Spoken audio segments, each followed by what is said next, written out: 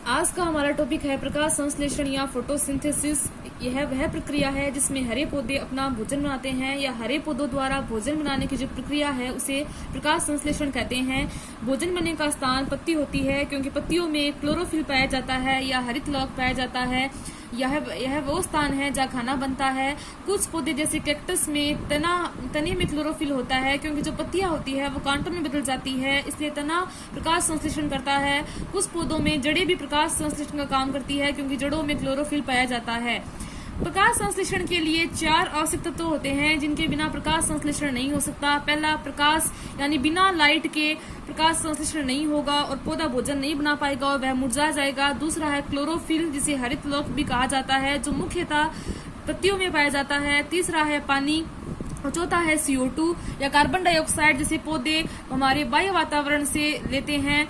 प्रकाश संश्लेषण की जो समीकरण है वह है 6CO2 plus 12H2O arrow 6C6S12O6, अर्थात इसमें 6 अणु CO2 के यूज में आते हैं, 12 अणु H2O के यूज में आते हैं। हरित लवक में ये संपूर्ण प्रक्रिया होती है। Hν यानी ये प्रकाश है या प्रकाश की आवृत्ति है। CO2 और H2O से C6S12O6 यानी कार्बोहाइड्रेट बनती है जिसे ग्लूकोज बोलते हैं। इसके साथ ही ऑक्सीजन निकलती है, यही ऑक्सीजन हम श्वसन के रूप में ग्रहण करते हैं। इसका मतलब ये है कि यदि प्रकाश संश्लेषण नहीं होगा या पौधों की संख्या घट जाएगी तो ऑक्सीजन नहीं निकलेगी और हमारे वातावरण में ऑक्सीजन की कमी होगी। इसीलिए बोलते हैं कि ज्यादा से ज्यादा वृक्ष लगाने चाहिए। ये प्रकाश संश्लेषण के समीकरण है। यदि इसी समीकरण को अपन उल्टा कर दे तो ये श्वसन की समीकरण हो जाएगी, क्योंकि श्वसन वो प्रोसेस होती है जिसमें ये कार्बोहाइड्रेट या खाना होता है वो टूटता है और उसके टूटने से एनर्जी निकलती है। इसी एनर्जी का उपयोग हम चलने फिरने में करते हैं। तो श्वसन की समीकरण इसका उल्टा करना होगा। C6H12O6 ये ग्लूकोज या कार्बोहाइड्रेट है, प्लस 6O2 ये ऑक्सीजन अपन श्वसन में लेते हैं। तो इस ऑक्सीजन से ये कार्बोहाइड्रेट टूटेगा और CO2 निकलेगी, 6 अणु CO2 के निकलेंगे, पानी बनेगा और एनर्जी बनेगी। इस एनर्जी का यूज अपन कर लेते हैं और ये जो CO2 है ये वातावरण में मुक्त हो जाती है और इसे पौधे प्रकाश संश्लेषण में यूज कर लेते हैं। प्रकाश संश्लेषण को समझने से पहले आपको क्लोरोफिल या क्लोरोप्लास्ट की संरचना समझनी होगी। पहली बात ये कि ये पत्तियों में पाया जाता है। तो क्लोरोप्लास्ट और क्लोरोफिल 2 वर्ड आएंगे आपके सामने, दोनों में अंतर होना आपको जरूरी है। क्लोरोप्लास्ट पत्तियों में पाया जाने वाला एक कोशिकांग है। इसके चारों ओर 2 कोशिका झिल्ली होती है या 2 मेम्ब्रेन होती है। जो बाहर वाली होती है उसे आउटर मेम्ब्रेन कहते हैं और अंदर वाली को इनर मेम्ब्रेन कहते हैं। यदि अपन इसके अंदर देखें तो इसके जो बीच में है उसे स्ट्रोमा कहते हैं।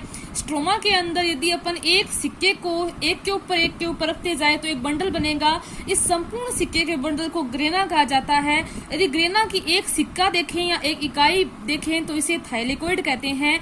ऐसे बहुत सारे बंडल क्लोरोप्लास्ट में पाए जाते हैं। इन बंडल को क्या बोलते हैं? ग्रेना बोलते हैं और ग्रेना की जो इकाई है उन्हें थाइलेकोइड बोलते हैं।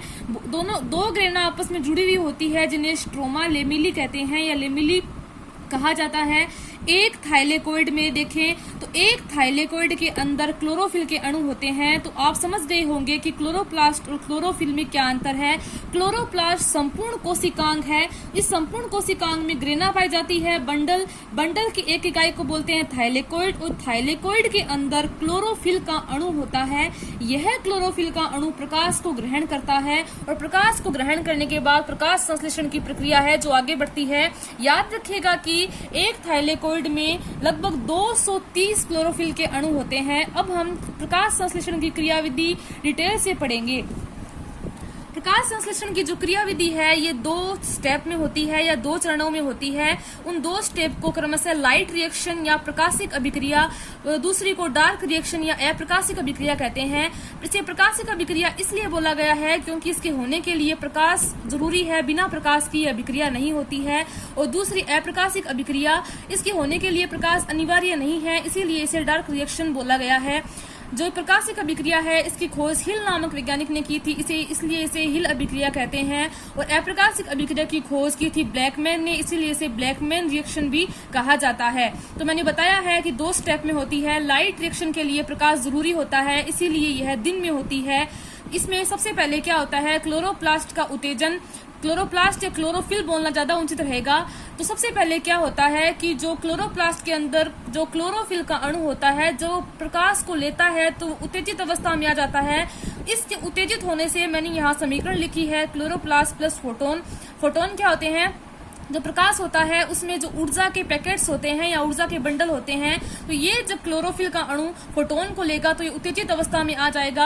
अब दूसरा स्टेप ये होगा कि जब ये उत्तेजित अवस्था में आ जाएगा तो जो जल का अणु होगा वो टूट जाएगा, क्योंकि ऊर्जा निकलेगी। तो ये जल का अणु जब टूटेगा तो इसके टूटने से 4 हाइड्रोजन आयन बनेंगे। यहाँ 2 मैंने जल के अणु दिखाए हैं, हाइड्रोजन आयन बनेंगे, इलेक्ट्रॉन निकलेंगे और ऑक्सीजन गैस निकलेगी। यही वो ऑक्सीजन है जिसे अपन श्वसन में लेते हैं।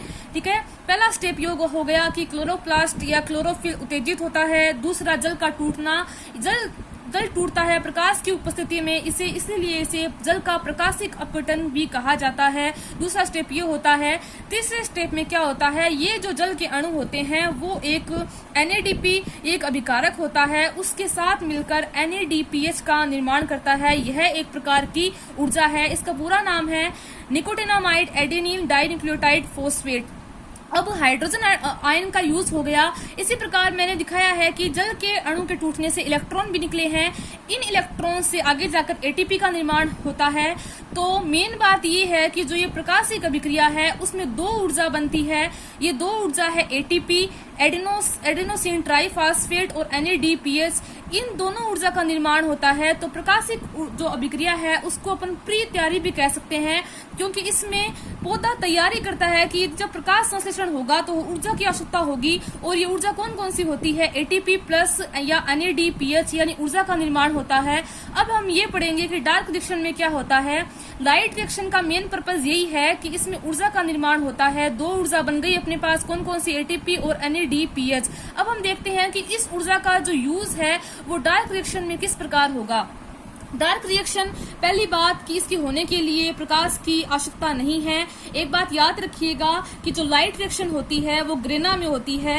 ये जो बंडल दिखाए हैं मैंने, ये ग्रेना है। और जो डार्क रिएक्शन होती है वो बीच बीच में जो स्थान है स्ट्रोमा, वहां होती है। इसे डार्क रिएक्शन इसलिए नाम दिया गया है क्योंकि इसके होने के लिए प्रकाश की आवश्यकता नहीं है या प्रकाश अनिवार्य नहीं है। इस अभिक्रिया में क्या होता है, जो ऊर्जा बनी है ATP और NADPH, इसका उपयोग करके जो कार्बन डाइऑक्साइड गैस होगी वो कन्वर्ट हो जाएगी किसमें? कार्बोहाइड्रेट में, जिसे C6H12O6 या अपन ग्लूकोज भी बोल देते हैं। अब ये कार्बन डाइऑक्साइड ग्लूकोज में 3 प्रकार से कन्वर्ट हो सकती है। तो इसलिए 3 साइकिल होते हैं, C3 साइकिल, C4 साइकिल या CAM साइकिल। इन तीनों में से एक साइकिल होता है C3 साइकिल। इसका C3 नाम इसलिए दिया गया है क्योंकि जब कार्बन डाइऑक्साइड इसमें ग्लूकोज में कन्वर्ट होगी तो इसके कन्वर्ट होने की प्रक्रिया में C3 साइकिल में जो पहला उत्पाद बनता है उसमें 3 कार्बन परमाणु होते हैं। C3 साइकिल को खोजा था केल्विन नामक वैज्ञानिक ने। इसके लिए उन्हें नोबेल पुरस्कार मिला था। C3 साइकिल में जब CO2 ग्लूकोज में कन्वर्ट होगी तो जो पहला यौगिक बनता है, जो स्थायी होता है, उसे कहते हैं फॉस्फोग्लिसरिक अम्ल। ये जो यौगिक होता है उसमें 3 कार्बन परमाणु होते हैं, इसीलिए इसे C3 साइकिल नाम दिया गया है। ऐसे पौधे जिनमें C3 साइकिल होता है वो 10 से 25 डिग्री सेंटीग्रेड तापमान पर उगते हैं। तो पहला ये चक्र हो गया। और दूसरा है C4 साइकिल, जिसे नाम से स्पष्ट हो रहा है। C4 साइकिल को हैट ने खोजा था, इसीलिए इसे हैट-स्लेक चक्र कहते हैं। इसमें जो पहला स्थायी यौगिक बनता है CO2 से कार्बोहाइड्रेट के कन्वर्ट होने के प्रोसेस में, उसमें 4 कार्बन परमाणु होते हैं जिसका नाम है ऑक्जेलो एसिटिक अम्ल। इसमें 4 कार्बन परमाणु होते हैं, इसीलिए इस चक्र का नाम है C4 चक्र। इसी प्रकार एक तीसरा चक्र भी है जिसे CAM साइकिल कहते हैं। ये साइकिल उन पौधों में पाया जाता है जो मरुस्थल में उगते हैं। इन चक्रों का आप जो डिटेल से स्टडी है वो उन कक्षाओं में करेंगे। धन्यवाद।